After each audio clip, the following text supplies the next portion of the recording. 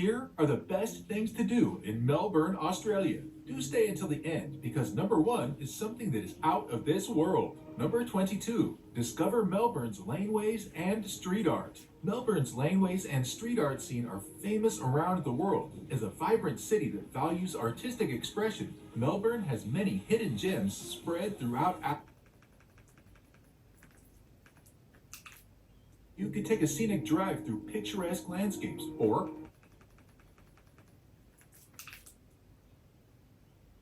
Nicholas Gardens in Callista is definitely worth considering. These gardens are often included on lists of things to do in Melbourne thanks to their fairy tale-like atmosphere. With zen lakes and lush greenery all around, it's easy to feel enchanted by this tranquil